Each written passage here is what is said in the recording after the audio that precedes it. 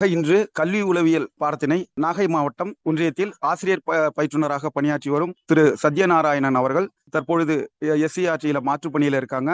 அவங்க நமக்கு முழுமையான ஒரு கல்வி உளவியல் பாடப்பகுதியினை முடித்து தருவதாக இசைந்துள்ளார்கள். அவர்களுக்கு எமது நன்றி. தற்போது அவர்கள் வகுப்பினை துவக்குகிறார்கள். அன்னசத்திரம் 1000 நாட்கள், ஆலயம் 10,000 நாட்கள், அன்னையாவினும் புண்ணியம் கோடி, ஆங்கோர் ஏழைக்கு எழுத்தறிவித்தல் என்றான் முண்டாசு கவிஞன், தேசிய கவி பாரதி. அப்படி ஏழை பெருமக்களாக நம்முடைய குழந்தைகளுக்கெல்லாம் அவர்களை அழியாத செல்வமாகிய கல்வி செல்வம் என்கின்ற செல்வத்தை நல்கக்கூடிய பணியிலே ஈடுபட்டிருக்கின்ற எழுத்தறிவிக்கும் இறைவன்களாகிய அத்துணை ஆசிரியர் பெருமக்களுக்கும் என்னுடைய இனிய காலை வணக்கம். நம்ம பணியில் இருக்கக்கூடிய ஆசிரியர்களுக்கான இந்த சிறப்பு தகுதி தேர்வுக்கு தயாராகி கொண்டிருக்கின்ற இந்த சூழ்நிலையிலே இந்த 120 வகுப்புகள் என்ற ஆன்லைன் வகுப்பு திட்டமிடப்பட்டு முதல் வகுப்பு எடுக்கின்ற வாய்ப்பை நல்கியதற்காக இறைக்கும் நிர்வாக குழுவினருக்கும் என்னுடைய நன்றியினை தெரிவித்துக் கொள்கிறேன்.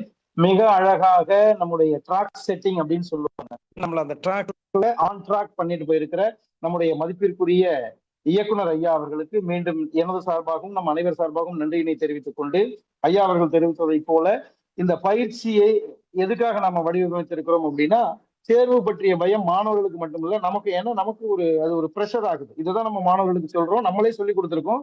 இருந்தாலும் அந்த மாதிரி இருக்கக்கூடாது அப்படிங்கிறதுக்காக நம்மை நாம் தயார்படுத்திக் கொள்வதற்கான ஒரு வாய்ப்பாக நாம் இதை எடுத்திருக்கிறோம். இப்ப நம்ம சைக்காலஜி வகுப்புக்குள்ள போகும்பொழுது நமக்கு கொடுத்திருக்கிற சிலபஸ்ல 10 யூனிட் கொடுத்திருப்பாங்க. அதுல முதல்ல இருக்கக்கூடிய 5 யூனிட்டும் நம்ம சைக்காலஜில இதற்கு முன்னாடி நம்முடைய DTEdலயோ அல்லது B.Edலயோ படித்த விஷயங்களா இருக்கும். ஸோ இப்போ நம்முடைய அந்த சிலபஸை பார்த்தோம் அப்படின்னா, சிலபஸை மட்டும் ஒரு தடவை ஓவர்லுக் பண்ணிக்குவோம். முதல் யூனிட் என்ன கொடுத்திருப்பாங்க அப்படின்னா, growth and development of child அப்படின்னு கொடுத்திருப்பாங்க. குழந்தையினுடைய வளர்ச்சி அது சார்ந்த விஷயங்கள் அதுல இருக்கும். அடுத்தது 2வது யூனிட் வந்து தியரிஸ் ஆஃப் சைல்டு டெவலப்மெண்ட், குழந்தையினுடைய வளர்ச்சி சார்ந்த சில தியரிஸ் கோட்பாடுகள் அது கொடுத்திருப்பாங்க.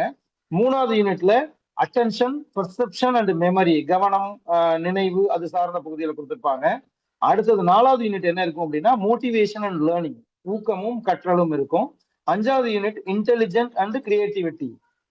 6வது யூனிட் வந்து பர்சனாலிட்டி, ஆளுமை திறன் அது இருக்கும். அதுக்கப்புறம் socialising agencies of child development அப்படின்னு இருக்கு. எந்தெந்த ஏஜென்சிஸ் எல்லாம் குழந்தை வளர்ச்சியில தாக்கத்தை ஏற்படுத்துகிறது, குடும்பம், சமூகம் அந்த மாதிரி எல்லாம் இருக்கும். ஸோ இந்த 7 யூனிட்ல நாம வந்து தியரி சார்ந்த விஷயங்கள்லாம் படிக்க வேண்டியிருக்கும். அதற்கு பிறகு இருக்கக்கூடியதெல்லாம் நம்முடைய மிக நீண்ட அனுபவம். நமக்கு ஒவ்வொருத்தருக்கும் குறைந்தபட்சம் பாத்தீங்கன்னாக்க நம்ம 14-15 ஆண்டுகளுக்கு குறையாம அனுபவம், மிக குறைந்த அனுபவத்தையும் நான் 14 ஆண்டுகளுக்கு மேலன்னு சொல்றேன். ஸோ அதுக்கு மேலதான் நம்ம எல்லாருக்குமே அனுபவம் இருக்கு இல்லையா? ஸோ அந்த மாதிரி அனுபவம் மிக்க ஆசிரியர்கள் அப்படிங்கிறதுனால இந்த பெடகாஜிக்கல் கன்சர்ன்ஸ் அப்படிங்கிறது அதனுடைய பார்ட் எல்லாம் வந்து நமக்கே தெரியும். நம்ம நேரடியாக நாம வகுப்புகள்ல டீல் பண்றதுனால தெரியும். ஸோ அந்த அடிப்படையில இந்த முதல்ல இருக்கக்கூடிய அந்த 7 யூனிட் இருக்கு இல்லையா, அந்த யூனிட் சார்ந்த கருத்துக்களை தான் நாம முழுமையாக விவாதிக்க வேண்டி இருக்கும். அதுலயே 7வது யூனிட் கூட பெரிய இது இருக்காது. ஏன்னா நமக்கே தெரியும் அதுல வந்து சமூகத்தினுடைய பங்கு, குடும்பத்தினுடைய பங்கு, பள்ளியினுடைய பங்கு, அந்த மாதிரி ஒப்பார் குழு அப்படின்னு சொல்லுவோம், பியர் குரூப், அதனுடைய பங்கு அந்த மாதிரி இருக்கும். ஸோ இதுவும் கூட ஜென்ரலா இருக்கும். அப்போ நம்ம முழுமையாக கவனம் செலுத்தி படிக்க வேண்டியது அப்படின்னு பார்த்தா அந்த 6 யூனிட் இருக்கும். ஸோ இப்போ இந்த 6 யூனிட்டையும் நாம இந்த சைக்காலஜி வகுப்புல டீட்டெயிலா பார்க்க போறோம். மற்றதெல்லாம் ஒரு அவுட்லைன் மட்டும் நம்ம நேரத்தின் அவைலபிலிட்டி பொறுத்து செய்ய போறோம். அதுல இன்றைய முதல் வகுப்பு நம்ம எதை எடுத்துட்டு இருக்கோம் அப்படின்னா, மோட்டிவேஷன் அண்ட் லேர்னிங். இது யூனிட் 4ஆ இருக்கும். யூனிட் 1ல இருந்து போகாம ஏன் 4ல இருந்து போறோம் அப்படின்றதுக்கான விஷயம் என்ன அப்படின்னா, மோட்டிவேஷன் அண்ட் லேர்னிங்னு இருந்ததுனால சரி நமக்கு அது ஒரு மோட்டிவேஷனா இருக்கட்டும் அப்படின்ற அடிப்படையில அந்த யூனிட்டை நான் முன்னாடி எடுத்துக்கிட்டு இருக்கேன். ஸோ இப்போ நம்ம இந்த ஃபர்ஸ்ட் 2-3 கிளாஸ்ல நம்ம 2-3 கிளாஸ்ல நிச்சயமா 4 வகுப்புகளாவது வரும். அந்த 4 வகுப்புகளை நம்ம டிஸ்கஸ் பண்ண போறது மோட்டிவேஷன் அண்ட் லேர்னிங்.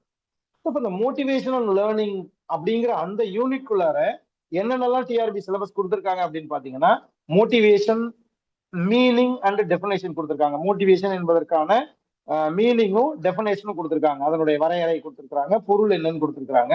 அப்புறம் மாஸ்லோவின் தேவைப்படிகள், இது நம்ம படிச்சிருக்கோம். நம்ம இதுல எதுவுமே புதுசு இல்லை. அது ஒண்ணும் நம்ம வந்து என்னன்னா, நம்மளுடைய நினைவுல அது எங்கேயோ போய் கிடக்கு, நீண்ட கால நினைவு பகுதியில எங்கேயோ நினைவு அடுக்குகளினோட அடியில மறைஞ்சிருக்கு.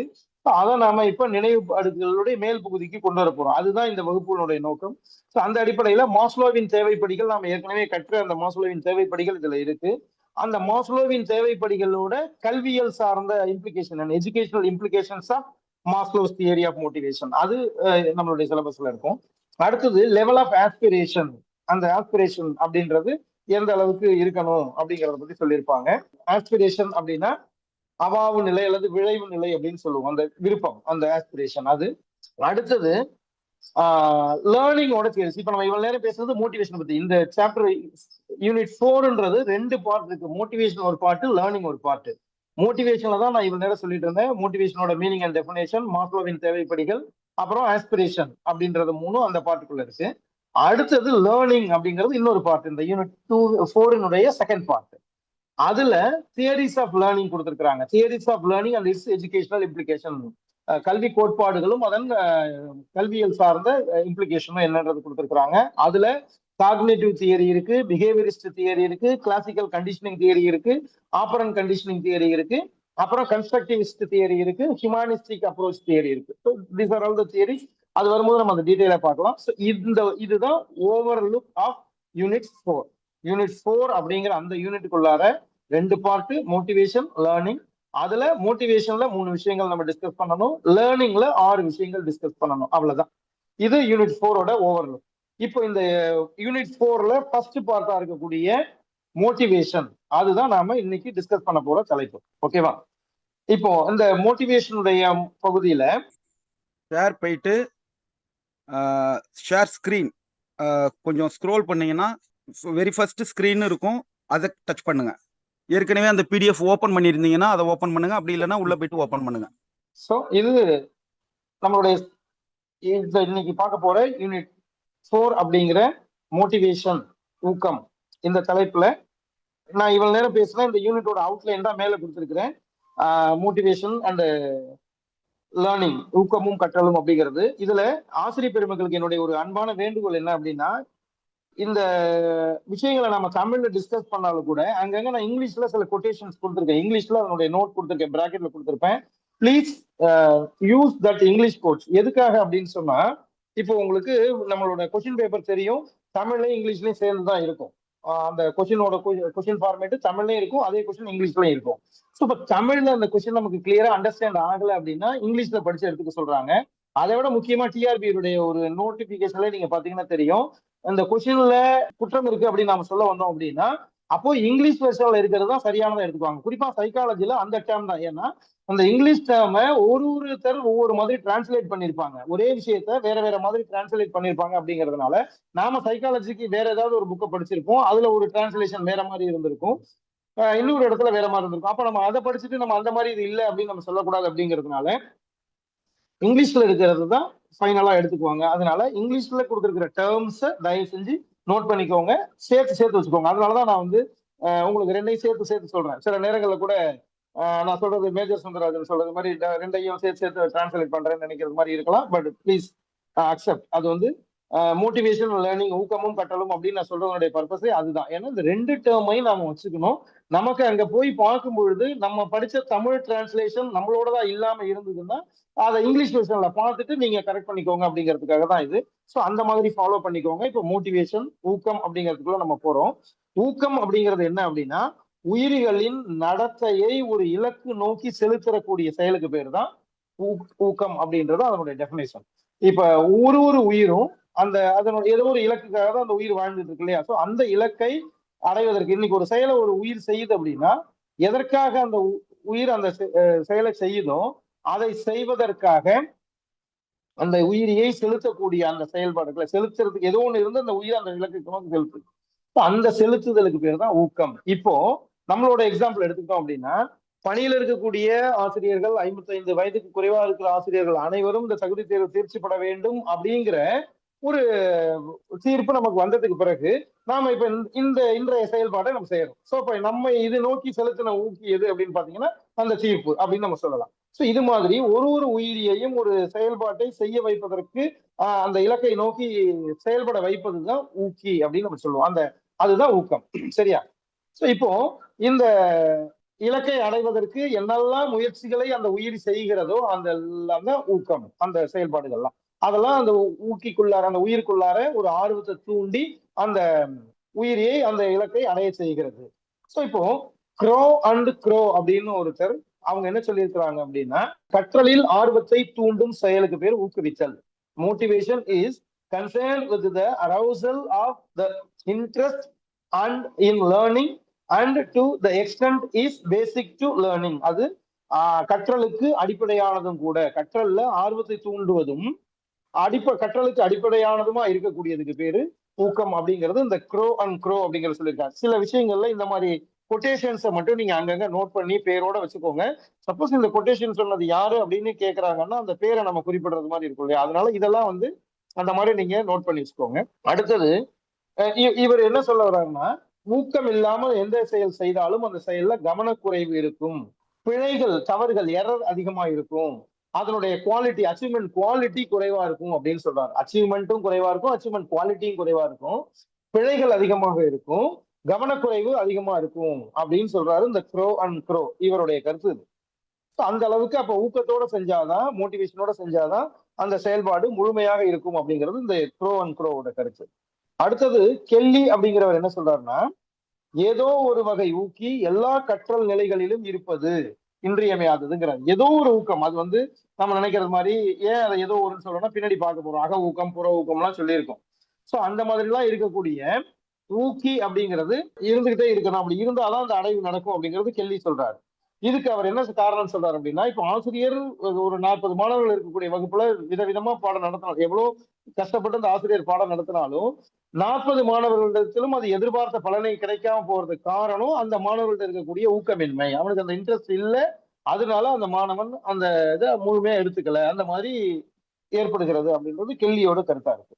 அடுத்தது, மாணவர்களுடைய திறமைக்கும் கற்றல் அடைவுக்கும் இடையே இருக்கக்கூடிய இடைவெளி ஊக்கத்தோட தொடர்புடையது அப்படின்னு இவர் சொல்றாரு. மாணவருடைய திறமை ஒண்ணு இருக்கு, கற்றல் அடைவு ஒண்ணு இருக்கு. இவ்வளவு திறமையா இருக்கிறவன் ஏன் இவ்வளவு அச்சீவ்மெண்ட் கம்மியா பண்ணியிருக்கான் அப்படின்னு பார்த்தா, அவனோட அச்சீவ்மெண்ட் குறைஞ்சதுக்கு காரணம் என்னவா இருக்கும் அப்படின்னு பாத்தீங்கன்னா ஊக்கம் அப்படிங்கிறது தான் இந்த கேள்வியினுடைய கருத்தாக இருக்கிறது.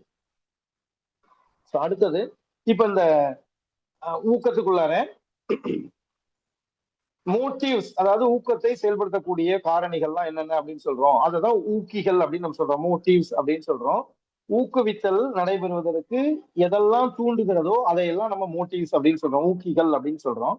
முதலே நம்ம சொல்லிட்டோம், உயிருக்குள்ள இருந்து இலக்கை நோக்கி அந்த உயிரை செயல்படக்கூடிய அந்த நடத்தையை தொடங்கிறது, அந்த நடத்தையை தொடர்ந்து செய்ய வைக்கிறது, அதுக்கப்புறம் அந்த இலக்கை அடைய வைக்கிறது. இப்படி இந்த மூன்று நிலைகளிலும் நடத்தையை கட்டுப்படுத்தக்கூடிய காரணிகளுக்கு பேர் தான் ஊக்கிகள் அப்படின்னு ஊக்கத்துக்கான டெபினேஷன் சொல்லப்படுகிறது. ஊக்கி அப்படிங்கிறதுக்கான, மோட்டிவ்ஸ் அப்படிங்கிறதுக்கான டெபினேஷன்.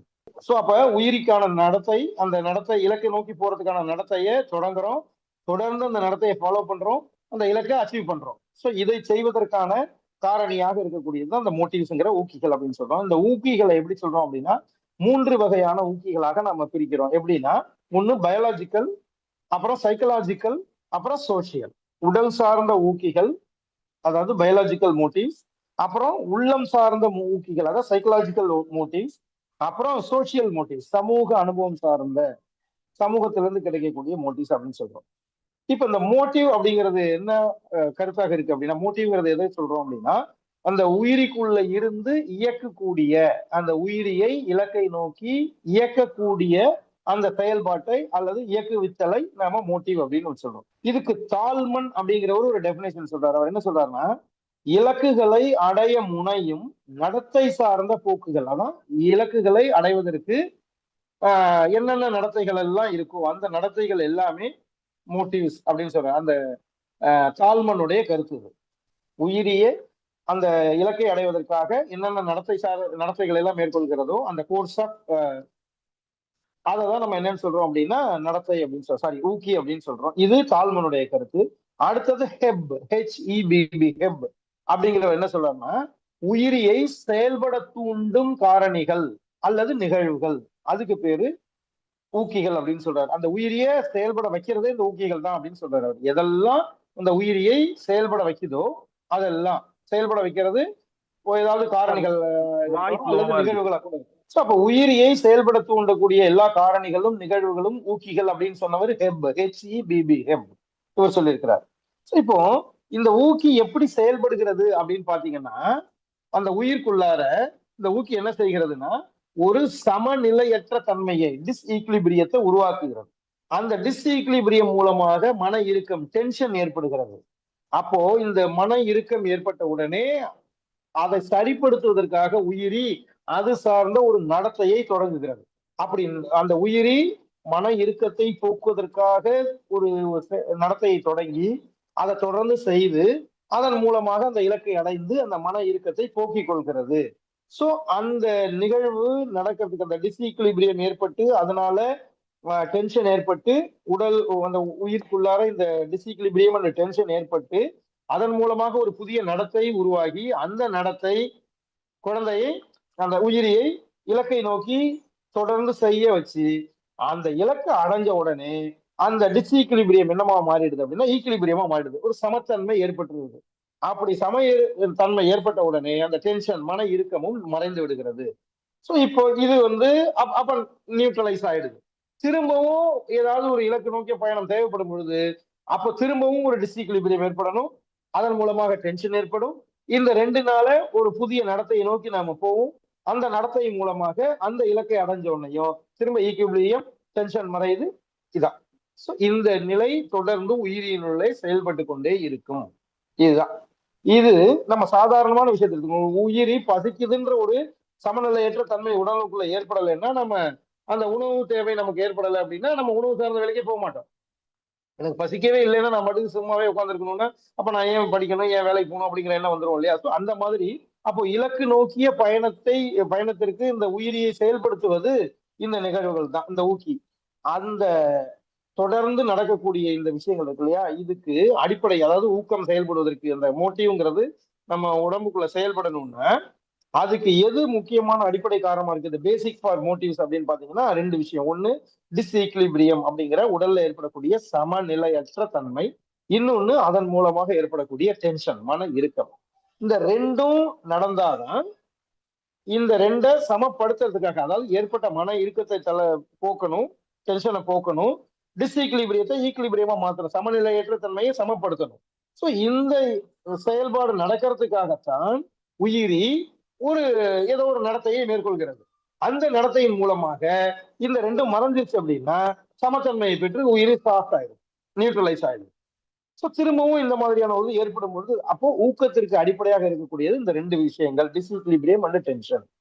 அடுத்தது இந்த ஊக்கிகளை நம்ம நேரடியா கண்ணால கொண்டு பார்க்க முடியுமா அப்படின்னா பார்க்க முடியாது. அப்புறம் எப்படிதான் நம்ம தெரிஞ்சுக்க முடியும் அப்படின்னா ஒருத்தருடைய நடத்தையிலிருந்தும் அவர்கள் நமக்கு தெரிவிக்கக்கூடிய பதில்களில் இருந்தும்.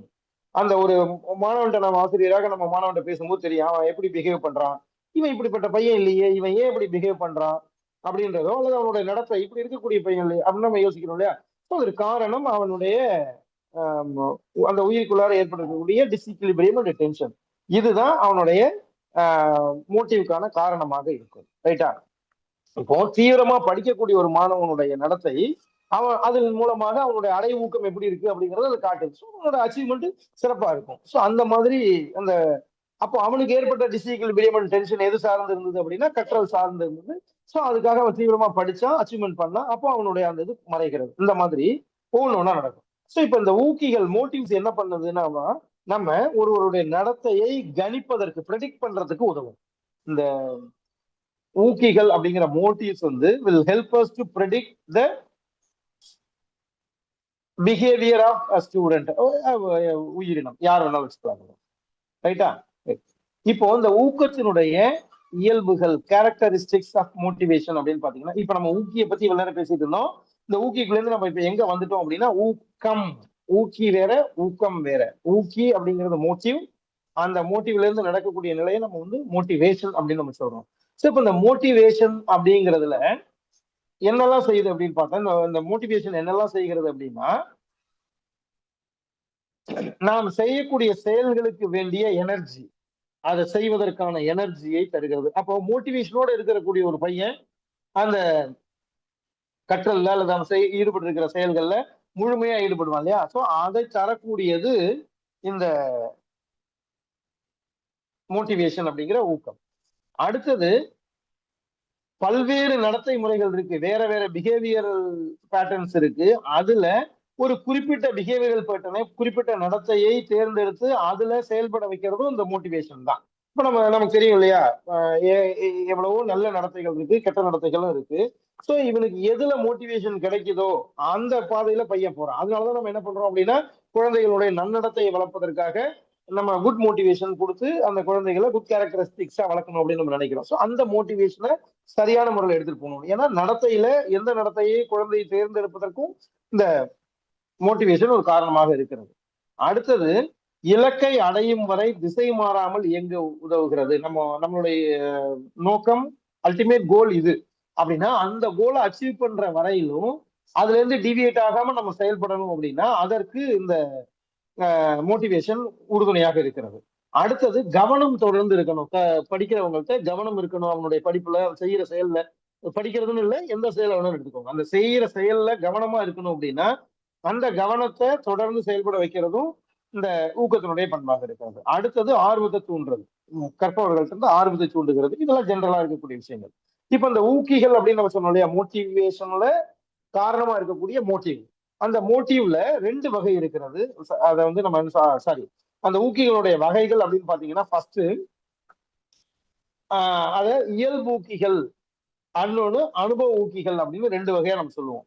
இயல்பூக்கிகள் அப்படிங்கறதெல்லாம் என்ன அப்படின்னு பாத்தீங்கன்னா, பிசியாலஜிக்கல் மோட்டிவ்ஸ் அப்படின்னு நம்ம சொல்லுவோம். அதாவது நம்முடைய உடல் சார்ந்த ஊக்கிகள், நம்ம உடல்ல இருந்து செய்யக்கூடிய ஊக்கிகள். அதெல்லாம் அந்த ஊக்கிகள் நம்மளுடைய உடம்புல இயல்பாவே இருக்கும். அந்த ஊக்கிகள் அது என்னன்னு நம்ம அடுத்து பார்க்க போறோம்.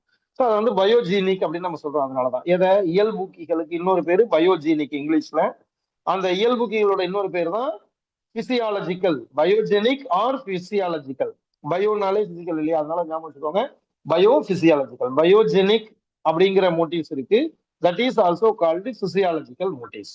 இயல்பூக்கிகள் அல்லது உடல்சார் ஊக்கிகள் ஒண்ணு. இன்னொரு வகை என்ன அப்படின்னு பாத்தீங்கன்னா, சோசியோஜெனிக், அதாவது சமூக அனுபவங்களிலிருந்து பெறக்கூடியது. அதை அனுபவ ஊக்கிகள் அப்படின்னு நம்ம சொல்றோம். அது சமூக வாழ்வுல அவன் பெறக்கூடிய அனுபவங்களில் இருந்து பெறதுனால அதை நம்ம சோசியோஜெனிக் நம்ம சொல்றோம். சரியா? இப்ப இந்த இயல்பூக்கிகள்னா என்ன அப்படின்னு பாத்தீங்கன்னா, உடல் சார்ந்தது அப்படின்னு சொல்லிட்டோம். என்னது உடல் சார்ந்தது? அவனுடைய உடல்ல ஏற்படக்கூடிய பசி, தாகம், மற்ற என்னதோ அந்த வேட்கை, இது எல்லாமே உடல் சார்ந்த ஊக்கிகளாக இருக்கும். இந்த உடல் சார்ந்த ஊக்கிகளை நம்ம என்னன்னு சொல்லுவோம் அப்படின்னா, பிரைமரி மோட்டிவ்ஸ் அப்படின்னு சொல்லுவோம். முதன்மை ஊக்கிகள். ஏன்னா இது வந்து இன்பில்ட் அல்லது இன்ஸ்டிங்க்ட்னு சொல்லுவோம். உள்ளுக்குள்ளாரே இருக்கிறது, தானா அந்த குழந்தைக்கு ஏற்படுது. அதனால இந்த ஊக்கிகளை நம்ம என்ன சொல்லணும்னா, உடல்சார் ஊக்கிகளை உடல்சார் ஊக்கிகள் அல்லது முதன்மை ஊக்கிகள் அல்லது இயல்பூக்கிகள், இது 3 ஒரே பேர் தான். பிசியாலஜிக்கல் சொன்னாலும், பயோஜெனிக்னு சொன்னாலும், பிரைமரின்னு சொன்னாலும் 3 ஒண்ணுதான். அது நம்ம உடம்புக்குள்ளார தானாகவே இருக்கக்கூடிய, இன்பில்ட்டா இருக்கக்கூடிய மோட்டிவ்ஸை பத்தி குறிப்பிடுகிறது. Biogenic or physiological or primary motives are naturally inbuilt with the person. அது 2வது வகை ஊக்கிகள் தான் நம்ம என்னன்னு சொன்னோம்னா அனுபவ ஊக்கிகள் சொன்னோம். சோசியோஜெனிக், இது சோசியல் எக்ஸ்பீரியன்ஸ் வந்து பெறக்கூடிய எக்ஸ்பீரியன்ஸ் மோட்டிவ்ஸா நம்ம சொல்றோம். எக்ஸ்பீரியன்ஷியல் மோட்டிவ்ஸ் இது. இதையெல்லாம் நம்ம என்னன்னு சொல்றோம் அப்படின்னா செகண்டரி மோட்டிவ்ஸ் அப்படின்னு நம்ம சொல்றோம். அதை நம்ம எப்படி சொல்றோம்னா, இதுக்கு என்ன பேருனா சோசியோஜெனிக்னு சொல்றோம். அப்படி இல்லைன்னா சோசியாலஜிக்கல் மோட்டிவ்ஸ்ன்னு சொல்றோம். அப்படி இல்லைன்னா செகண்டரி மோட்டிவ்ஸ்ன்னு சொல்றோம். ஸோ பயோஜெனிக், பிசியாலஜிக்கல், பிரைமரி அப்படின்னு சொன்னா அந்த 3 ஒரு வகை மோட்டிவை குறிக்கிறது தான். அது உடல் சார்ந்த ஊக்கிகளை குறிக்கிறது. 2ம் நிலை ஊக்கிகள் அப்படின்னு சொல்லப்படுவது சமூக தொடர்பிலிருந்து வரக்கூடிய சோசியோஜெனிக் அல்லது சோசியாலஜிக்கல் மோட்டிவ்ஸ். சோசியோஜெனிக், பயோஜெனிக், இது 2ம் ஒரு பேரு. பிசியாலஜிக்கல், சோசியாலஜிக்கல் அப்படிங்கிறது ஒரு பேரு. பிரைமரி, செகண்டரி, இப்படி 3 ஒன்னதான் குறிக்கிறோம். ஞாபகம் வச்சுக்கோங்க. ஊக்கிகள் 2 வகைப்படுகிறது. இதுல சமூக தொடர்பு சார்ந்த ஊக்கிகள் சொன்னோம் இல்லையா, அது எதெல்லாம் அப்படின்னு பார்த்தோம்னா 2ம் நிலை ஊக்கிகளை சொல்றோம். உடல் சார்ந்த ஊக்கிகள் நம்ம உடலுக்குள்ள ஏற்படக்கூடிய அந்த பசி, தாகம், அந்த உணர்வுகளை எல்லாம் சொல்லிட்டோம். சமூக தொடர்புல இருந்து வரக்கூடிய அந்த ஊக்கிகளை நம்ம என்னன்னு சொல்றோம் அப்படின்னா, மனம் சார்ந்த தேவைகள் இருக்கு இல்லையா, நமக்கு ஒரு காப்புணர்ச்சி சார்ந்த தேவை இருக்கும், துணிவு சார்ந்த தேவை இருக்கும், விடுதலை உணர்ச்சி சார்ந்த தேவை இருக்கும்.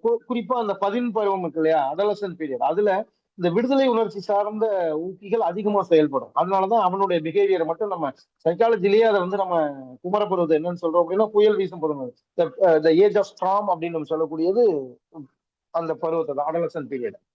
ஸோ அந்த மாதிரி எல்லாம் அதுல இருக்கும். ஸோ மனம் சார்ந்த தேவைகள் அதுல இருக்கும். அடுத்தது சமூக தேவைகள். சமூகத்திலிருந்து நம்ம என்ன எதிர்பார்க்கிறோம், சமூகம் எனக்கு இந்த ரெகக்னிஷன் கொடுக்கணும், நம்ம எதிர்பார்க்கக்கூடிய தேவைகள் எல்லாம் இதுக்குள்ளார இருக்கும். அடுத்தது தன்னுணர்வு தேவை அப்படிங்கிறது இதுக்குள்ள இருக்கும். ஸோ இதெல்லாம் சேர்ந்ததை நம்ம சமூக தொடர்பு ஊக்கிகள் அப்படின்னு சொல்றோம். இந்த 2ம் நிலை ஊக்கிகள்னு சொன்னா இந்த நம்ம இப்ப 2ம் நிலை ஊக்கிகள் சொல்றதும் சமூக தொடர்புகளை பத்தி தான் சொல்றோம். அந்த சமூக தொடர்பு ஊக்கிகள் அல்லது அனுபவ ஊக்கிகள் அப்படிங்கிற இந்த ஊக்கிகள் என்னமா இருக்கும் அப்படின்னா, முதன்மை ஊக்கிகளை போல இது வந்து ஒரு ஸ்ட்ராங்கா இருக்காது. முதன்மை ஊக்கிகள் இன்ஸ்டிங்க்ட் இன்பில்ட் அந்த உயிருக்குள்ளாரே இருக்கிறதுனால அது ஸ்ட்ராங்கான ஊக்கிகளா இருக்கும். ஸ்ட்ராங் மோட்டிவ்ஸ் யாருன்னு பாத்தீங்கன்னா இந்த உடல் சார்ந்த பிசியாலஜிக்கல் அப்படிங்கிற பயோஜெனிக் மோட்டிவ்ஸ் தான் முதன்மை ஊக்கிகள். அதுதான் ஸ்ட்ராங்கா இருக்கும்.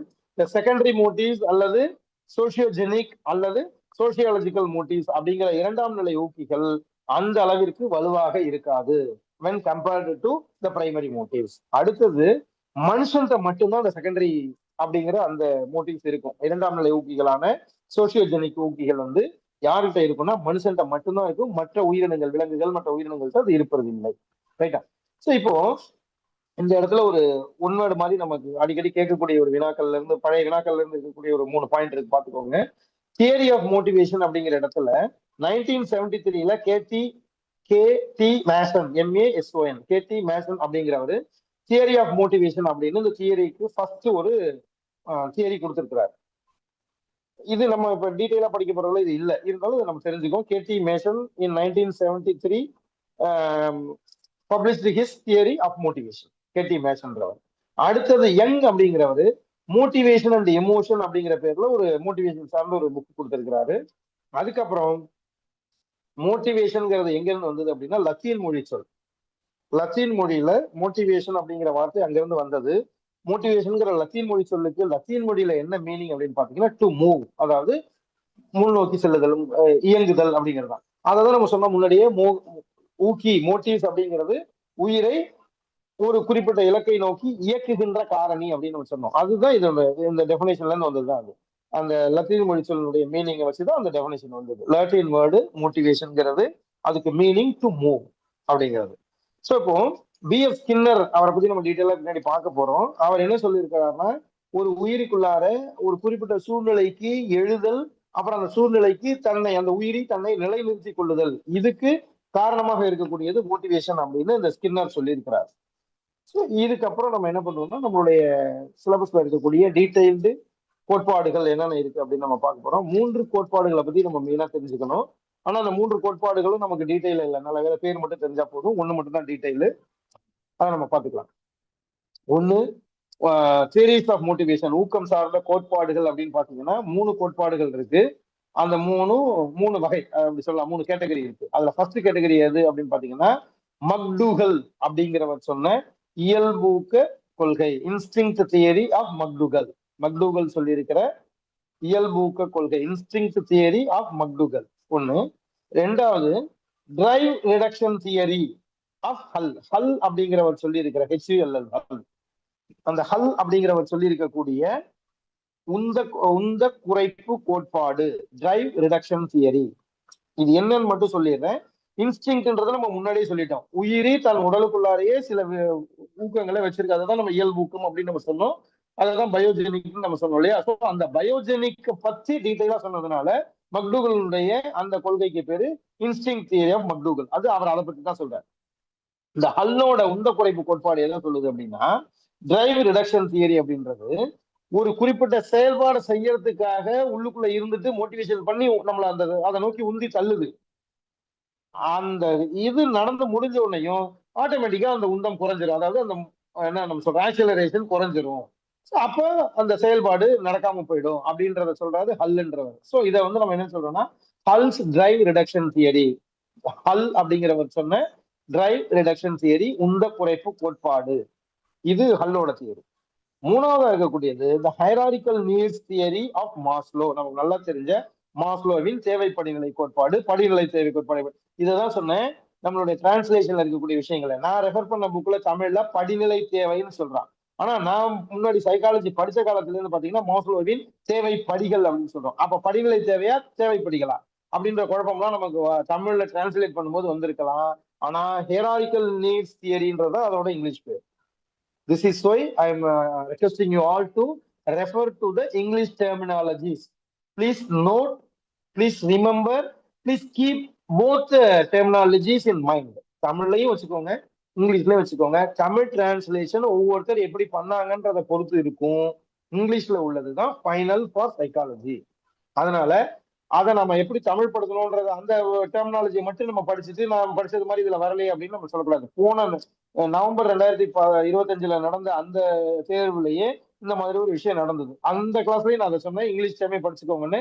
நிறைய நண்பர்கள் எனக்கு அதை சொன்னாங்க. நீ சொன்னதுனால நான் அதை சேர்த்து பார்த்ததுனால எனக்கு கன்ஃபியூஷன் வந்தப்ப நான் தெரிஞ்சுக்கிட்டேன். இதுதான் அது அப்படின்றத நான் இங்கிலீஷை பார்த்தா தெரிஞ்சுதுன்னு சொன்னாங்க. அதனாலதான் I request you to keep both the things in mind. Please note this. இப்ப நம்ம பார்க்க போறது Maslow's theory of hierarchical needs. Hierarchical needs theory அப்படின்ற மாஸ்லோவினுடைய தேவை படிநிலை கோட்பாடு அல்லது படிநிலை தேவை கோட்பாடு வாட்டவர்.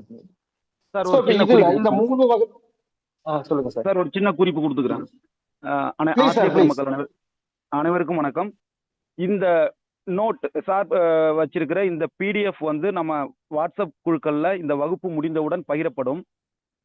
நீங்க வந்து ஒரு நோட் ஒன்று வச்சுக்கோங்க கையில, நோட்டு பென். ஏன்னா இதுல குறிப்புகள்ல இல்லாத விஷயங்கள் சார் குறிப்பிடுவாங்க. அதை நீங்க கொஞ்சம் குறிச்சுக்கோங்க. எல்லா வகுப்புலையுமே ஒரு ஒரு ஒரு நோட்டு வச்சுக்கோங்க. ஒரு நோட்டு போதுமானது அனைத்து வகுப்புகளுக்கும். ஏன்னா மித்த விஷயங்கள் நம்ம வகுப்புலேயே முடிச்சிருவோம். ஸோ ஒரு நோட் வச்சுக்கோங்க, ஒரு பென் வச்சுக்கோங்க. ஒரு முக்கியமான கருத்து ஏதாவது ஒன்று சொல்றாங்க, அது இந்த பிடிஎஃப்ல இல்லைன்னா அதை மட்டும் நோட் பண்ணிக்கோங்க. இந்த பிடிஎஃப் வகுப்பு முடிந்தவுடன் நம்மளுடைய வாட்ஸ்அப் குழுக்கள்ல பகிரப்படும். நன்றி. Thank you sir. சோ இப்போ இந்த 3 வகையான ஊக்க கோட்பாடுகள் இருந்தாலும், இந்த தியரிஸ் ஆஃப் மோட்டிவேஷன் 3 இருந்தாலும், நமக்கு சிலபஸ் படி நம்ம எதை ஃபோக்கஸ் பண்ண போறோம் அப்படின்னா மாஸ்லோவின் தேவைப்படிகள் அப்படிங்கிற அந்த கோட்பாடு தான். ஹியரார்கிக்கல் நீட்ஸ் தியரி ஆஃப் மாஸ்லோ. மாஸ்லோவினுடைய அந்த ஹியரார்கிக்கல் நீட்ஸ் தேவைப்படிகள் அப்படிங்கிற அந்த இதை நம்ம பார்க்க போறோம். சோ இப்போ இந்த இடத்துல நம்ம மாஸ்லோவின் தேவைப்படிகளுக்கு போறதுக்கு முன்னாடி ஹல்லோட கோட்பாடை பத்தி நம்ம வந்து சொல்லிடுறோம். ஏன்னா இது நம்ம கண்டினியூஸா வந்திருந்தோம்னா அப்படி தெரியும். நமக்கு சிலபஸ்ல அந்த 2 இல்லைன்றதுனால நம்ம நேரடியா மாஸ்லோக்குள்ள போகும்பொழுது மாஸ்லோவினுடைய அந்த தேவைப்படிநிலை கோட்பாடு ஏன் தேவைப்பட்டது, தேவை கோட்பாடுக்கே ஒரு தேவை ஏன் வந்தது அப்படின்னு பார்த்தோம்னா, ஹல்லோட கோட்பாடு முழுமையாக இல்லை அப்படிங்கறதுதான் காரணம். இவருக்கு முன்னாடி சொன்ன ஹல் சொன்ன கோட்பாடு என்ன சொல்லுதுன்னா, நடத்தை மூலம் தூண்டல்களால் ஏற்படும் விரைப்பு நிலை, அதான் நம்ம சொன்னோம் இல்லையா, அந்த உந்தம் அப்படின்னு சொன்னோம் இல்லையா, டிரைவ் ரிடக்ஷன். அந்த உந்தத்தை குறைக்கிறதுக்காக தான் மனிதர்களும் விலங்குகளும் முற்படுகிறார்கள் அப்படின்னு ஹல் சொல்றாரு. நடத்தை வந்து சில தூண்டல்கள் ஏற்படுது, அதனால அவனுக்கு ஒரு விரைப்பு நிலை, இந்த டென்ஷன் மாதிரியான நிலை ஏற்படுகிறது. அதை குறைக்கிறதுக்காக தான் மனிதர்களா இருந்தாலும் விலங்குகளா இருந்தாலும் எந்த உயிரினமா இருந்தாலும் செயல்படுகிறது அப்படின்றது ஹல்லோட கோட்பாடு. சோ அவர் சொல்ற அந்த உந்த குறைப்பு, டிரைவ் ரிடக்ஷன் அவர் சொல்ற பர்பஸே அதுதான். அதை குறைச்சிட்டோம்னா பிரச்சனை தீர்ந்துரும் அப்படின்றதுதான் ஹல்லோட கோட்பாடு. சோ இது ஏன் குறைபாடான கோட்பாடு அப்படின்னு சொல்றோம் அப்படின்னு பாத்தீங்கன்னா, கீழே இருக்கு இந்த இடத்துல. மனித நடத்தை பெரும்பாலும் தேவைகளை உருவாக்குறதுக்காக தான் இருக்கே தவிர குறைப்பதற்காக இல்லை. இதை நம்ம சொல்லணும்னா கொஞ்சம் என்ன சொல்றது, ஏதோ பிலாசபிக்கலா சொன்னது மாதிரி இருக்கும். மனிதனுடைய நடத்தையே தேவைகளை மேலும் மேலும் பெருக்கிக் கொள்வதற்காக தான். நான் ஏற்கனவே இப்போ வந்து சாதாரணமா ஒரு சைக்கிள்ல போயிட்டு இருக்கேன்னா அடுத்தது நான் 2 வீலர் வாங்கணும்னு நினைக்கிறேன். 2 வீலர்ல போயிட்டு இருக்கேன்னா அடுத்து நான் சம்பாதிச்சு கார் வாங்கணும்னு நினைக்கிறேன். கார் வாங்கி முடிச்சது இப்படி கார் வச்சிருக்கேன்னா இன்னும் அதுல அதிக ஃபெசிலிட்டியோட எல்லாம் வாங்கணும்னு நினைக்கிறேன். சோ அப்போ மனிதனுடைய நடத்தை அதை நோக்கிதான் உழைக்கிறது. அவனுடைய அது இல்லைன்னா உழைக்க மாட்டான். சோ அப்ப மனிதனுடைய நடத்தை தேவைகளை மேலும் மேலும் மேலும் உருவாக்கிக்கிட்டே போகுதே தவிர தேவைகளை குறைப்பதற்காக இல்லை அப்படிங்கிறது தான் இயல்பான விஷயம். ஆனா அவர் என்ன சொல்றாருன்னா, ஹல்லுக்கு ஆப்போசிட்டா சொல்றாரு. அந்த நடத்தை மூலமாக தேவை அடைஞ்சாச்சுன்னா அப்புறம் பிரச்சனை தீர்ந்துருச்சு, குறைக்கிறதுக்காக தான் அவங்க எல்லாம் உழைக்கிறாங்கன்றாரு. ஆனா உண்மை பாத்தீங்கன்னா மனித நடத்தை அப்படி இல்லதுக்கு ஆப்போசிட்டா இருக்கு. இன்னொன்னு, சில சிக்கலான மனித ஊக்கிகள் இருக்குல்ல, ஹியூமன் சார்ந்த மோட்டிவ்ஸ், ஹியூமன் மோட்டிவ்ஸ், மனிதனுக்கான சில ஊக்கிகள் வந்து எங்க இருந்து வருதுன்னு பாத்தீங்கன்னா, நம்பிக்கைகள், மதிப்புகள் போன்ற, அதாவது நம்ம அந்த சொல்றோம் இல்லையா, கான்பிடன்ஸ், எனக்கு சில பிலீஃப்ஸ் இருக்கு, நம்பிக்கைன்னு நம்ம இங்க சொல்றது பிலீஃப்ஸ் சொல்றோம். எனக்கு அதுல கான்பிடன்ஸ் இருக்கு, நம்பிக்கை இருக்கு, எனக்கு அந்த பிலீஃப் மேல நம்பிக்கை இருக்கு. அது ரிலீஜியஸா இருக்கலாம், சோசியலா இருக்கலாம், என்ன வேணா இருந்துட்டு போட்டோம். அந்த நம்பிக்கை மேல எனக்கு ஒரு பற்று இருக்கு அல்லது எனக்கு அதுல உடன்பாடு இருக்குன்னா, அதை செய்வதற்காக சில நடத்தைகளை நான் எடுத்துக்குவேன். அதே மாதிரி சில வேல்யூ, என்னுடைய முன்னோர்கள் எங்க வீட்டுல உள்ளவங்க கத்துக் கொடுத்திருப்பாங்க, என்னுடைய ஆசிரியர்கள் கத்துக் கொடுத்திருப்பாங்க. சோ இந்த வேல்யூஸ் எல்லாம் முக்கியம், இதை மதிக்கணும்ன்றதுக்காக சில பண்பாடுகளை நான் ஃபாலோ பண்ணுவேன். சோ அதெல்லாம் இது வெளியில இருந்து பாக்குறவங்க புரியாது. இவன் ஏன் பைத்தியக்காரத்தன மாதிரி இதெல்லாம் பண்றான் அப்படின்னு அவன் நினைக்கிறேன். இன்னொருத்தருக்கு அப்படி தோணும். பட் அவரோடது எனக்கு அப்படி சொல்லலாம். சோ இந்த மாதிரி சிக்கலான, இதுதான் நம்ம என்னன்னு சொல்றோம்னா சிக்கலான மனித நடத்தை சார்ந்த விஷயங்கள் அப்படின்னு நம்ம சொல்றோம். சோ இதெல்லாமும் மனிதனுடைய நடத்தைக்குள்ளார இருக்கு, இந்த பிரச்சனைகள்லாம் இருக்கு. இவர் அதெல்லாத்தையும் வந்து கண்டுக்கல. யாரு அப்படின்னா அந்த ஹல் அப்படிங்கிறவர் சொல்லல. சோ அப்ப அந்த ஹல்லோட டிரைவ் ரிடக்ஷன் தியரி அல்லது உந்த குறைப்பு கோட்பாடுல இந்த மாதிரியான குறைபாடுகள்லாம் இருந்த நேரத்துல இந்த ஆப்ரஹாம் மாஸ்லோ அப்படிங்கிறவர் உள்ள வர்றார். இவரு 1954 ஒரு டீடைல்டு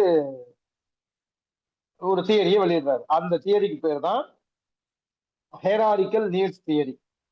அது மாஸ்லோ சொன்னதுனால நம்ம சேர்த்து சொல்றோம் மாஸ்லோவின் படிநிலை தேவை கோட்பாடு அல்லது தேவை படிநிலை கோட்பாடு அப்படின்னு நம்ம சொல்றோம்.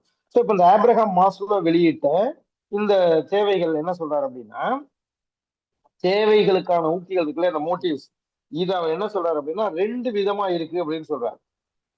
தேவைகளை நிறைவுறுவதற்காக சில ஊக்கிகள் இருக்கு, மனிதனை மேல மேல அந்த உயிரினத்தை மேல மேல வளர செய்வதற்காக சில ஊக்கிகள் இருக்கு அப்படின்னு 2ஆ பிரிச்சுட்டாரு. சோ அத நீடு கிராட்டிபிகேஷனுக்காக சில மோட்டிவ்ஸ் இருக்கு, குரோத்காக சில மோட்டிவேஷன் இருக்கு அப்படின்னு சொல்லிட்டாரு. அப்படி 2ஆ பிரிச்சு இவரோட தேவைப்படி நிலையை சொல்றாரு. சோ இதை அவர் வெளியிட்ட ஆண்டுதான் 1954, 1954. இந்த இடத்துல அவர் இன்னொன்னு என்ன சொல்லியிருக்காரு அப்படின்னா, இந்த ஊக்கிகள் எல்லாம் ஒரே மாதிரியான நிலையோ தரமோ வலுவோ கொண்டவை அல்ல. ஒவ்வொரு ஊக்கிக்கு அந்த மோட்டிவ்ஸுக்கும் ஸ்டேஜ் ஒரே மாதிரி இருக்காது, அதனுடைய குவாலிட்டி ஒன்னா இருக்காது, அதனுடைய ஸ்ட்ரென்த், அது மனிதன்கிட்ட செய்யக்கூடிய செயல்பாடு அதுவும் ஒன்னா இருக்காது அப்படின்றதுதான் மாஸ்லோவுடைய இந்த தேவைப்படிகள முக்கியமான அம்சம். இன்னொன்னு என்ன சொல்லியிருக்காருன்னா, தேவைகளை வெரி இம்பார்ட்டன்ட் அப்படின்னு சொல்லக்கூடிய அடிப்படையான தேவைகள், பேசிக் நீட்ஸ் நம்ம சொல்லுவோம், அதிலிருந்து படிப்படியாக அப்படியே அவர் வரிசைப்படுத்திருக்காரு. அதனாலதான் இந்த படிநிலை தேவைன்னே சொல்றோம், ஸ்டெப்ஸ் அப்படி போட்டிருக்காரு அவர். அதுல அடிப்படையான தேவையில இருந்து அவர் போயிருக்காரு. ஸோ இப்போ இது அவருடைய படிநிலை கோட்பாடு. இது எப்படி அவர் வடிவமைச்சிருக்காருன்னா, இதுல கீழ்நிலையில இந்த வெரி ஃபர்ஸ்டா இருக்கக்கூடிய தேவை முடிஞ்சாதான் 2வது நிலையில இருக்கிற தேவை செயல்பட தொடங்கும். 2வது நிலையில இருக்கிற தேவை செயல்பட்டாதான் 3வது நிலையில இருக்கிற தேவை. இப்படி கீழ்நிலையில இருக்கக்கூடிய தேவைகள், அது சார்ந்த மோட்டிவ் அதெல்லாம் பூர்த்தி செய்யப்பட்ட பிறகுதான் அடுத்த மேல்நிலையில இருக்கக்கூடிய தேவைகள் ஒண்ணா தோன்றும். அப்புறம் அந்த தேவை நிறைவடைந்தவுடன் அதற்கான நடத்தை தோற்றுவித்த அந்த ஊக்கி மறைஞ்சிடும், அடுத்ததுக்கு போயிடும். இப்படி அந்த தேவைக்கான படிநிலை 7 நிலைகளாக இருக்கும் அப்படின்னு இவர் 7 நிலைகள்ல ஒரு படிநிலையை கொடுத்திருக்கிறார். மாஸ்லோவின் தேவை படிகள் 7 படிகள்ல கொடுத்திருக்கிறாரு. அது முதல் படிங்கிறது கீழே இருக்கிறது, 7வது படி இந்த டாப் மோஸ்ட். இதை ஒரு கூம்பு வடிவ ரெப்ரசன்டேஷன்ல கொடுத்திருக்காரு. இது நம்ம முன்னாடியே படிச்சிருப்போம். இதை 2 விதமா கிளாசிபிகேஷன் பண்ணிருக்கோம். அதுதான் நம்ம இப்ப டீட்டெயிலா பார்க்க வேண்டியது. ஃபர்ஸ்ட் என்ன அப்படின்னா, அவருடைய தேவைப்படிகள்ல கீழ் நிலையில இருக்கக்கூடிய முதல் படி அப்படின்னு வச்சுக்கோங்க, பேஸா இருக்கக்கூடிய படி எதுன்னு சொல்றாரு, பிசியாலஜிக்கல் நீட்ஸ், உடல் சார்ந்த தேவைகள் அல்லது உடலியல் தேவைகள். பிசியாலஜிக்கல் எதெல்லாம் பிசியாலஜிக்கல் அவர் சொல்றாருன்னா, உணவு, தண்ணீர், ஆக்சிஜன், உறக்கம், பாலுணர்ச்சி, புலன் நுகர்வு, அதுல நிறைவு பெறுவது, இதெல்லாம் உடல் சார்ந்த தேவைகள். இது எல்லாமே உயிர் வாழ்வதற்கு இன்றியமையாத தேவைகள். இந்த தேவைகள் தான் நிறைவடைந்தாதான் அடுத்த நிலைக்கு போகலாம் அப்படின்னு சொல்றாரு. இப்ப நம்ம இந்த 7ஐயும் டீட்டெயிலா பார்க்கும்போது ஃபர்ஸ்ட் 7 சொல்லிடுறேன், அதை எப்படி 2 விதமா கிளாசிஃபை பண்ணிருக்கோன்றத சொல்றேன். அதுக்கப்புறம் அது ஒண்ணு டீட்டெயிலா பார்க்கலாம். ஃபர்ஸ்ட் உடல் சார்ந்த தேவைகள் சொல்லிட்டோம், உடலியல் தேவைகள் சொல்லிட்டோம். 2வது தேவை என்ன சொல்றாருன்னா, பாதுகாப்பு தேவைகள், சேஃப்டி அண்ட் செக்யூரிட்டி நீட்ஸ் அப்படின்னு சொல்றாரு. Physiological 1, safety and security 2.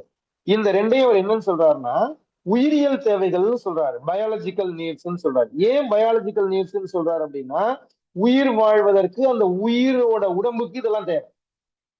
இந்த 2ம், எது உடலியல் தேவையும் பாதுகாப்பு தேவையும், அது என்னன்றத நம்ம டீட்டெயிலா பார்க்கும்போது அது தெரிஞ்சிடும். ஸோ இந்த 2 தேவைகளும் பயாலஜிக்கல் நீட்ஸ் அல்லது உயிரியல் தேவைகள். இந்த 2 தேவையும் ஒரு உயிருக்கும் அந்த உயிர் வாழ்வதற்கான அடிப்படை தேவை. ஸோ இதை நம்ம என்னன்னு சொல்றோம் அப்படின்னா, உடலியல் தேவைகள், பாதுகாப்பு தேவைகள் 2ஐயும் பயாலஜிக்கல் நீட்ஸ் சொல்றோம். அடுத்தது 3வதா இருக்கிறது அன்பு மற்றும் உரிமை தேவைகள், அதான் அப்ளிகேஷனல் அந்த தேவை. அடுத்தது தன்மதிப்பு, செல்ஃப் எஸ்டீம் தேவை. அடுத்தது அடைவூக்கம், அச்சீவ்மெண்ட் நீட்ஸ் 5வது. 6வது ஏஸ்தட்டிக் நீட்ஸ் அப்படின்னு சொல்ற அழகுணர்ச்சி தேவைகள்.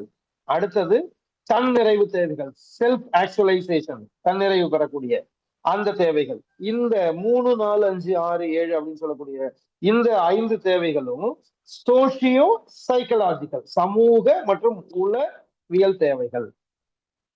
இந்த இடத்துல சொல்ல வரேன், நம்ம இங்க சோசியோ சைக்கலாஜிக்கல் நீட்ஸ் அப்படின்னு நம்ம சொல்லியிருக்கோம் இல்லையா, இது சமூக உளவியல் தேவைகள்.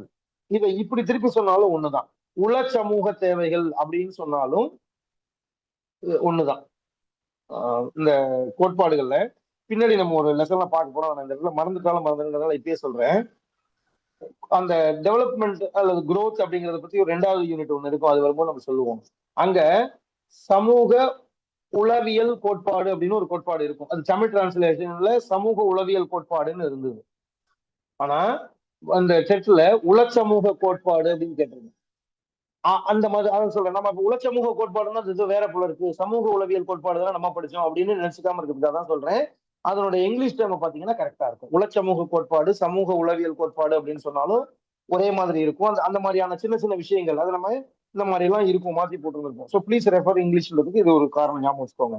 இப்போ சோசியோ சைக்காலஜிக்கல் நீட்ஸ் அப்படிங்கிறது அடுத்து இருக்கக்கூடிய 5 தேவைகள். ஃபர்ஸ்ட் 2 தேவைகளும் பயாலஜிக்கல், அடுத்து இருக்கிற 5 தேவைகளும் சோசியோ அண்ட் சைக்கலாஜிக்கல், சமூக மற்றும் உளவியல் சார்ந்த தேவைகள்.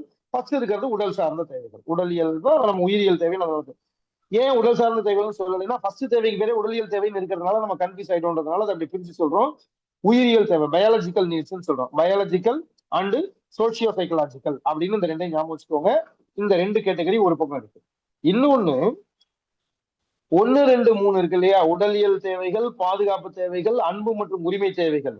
இந்த தேவைகள் அவர் எப்படி சொல்றாருன்னா அது எல்லாமே குறைபாட்டு தேவைகள் அல்லது டெபிஷியன்சி நீட்ஸ் சொல்றாரு. டி நீட்ஸ் அப்படின்னு அவர் குறிப்பிடுறாரு.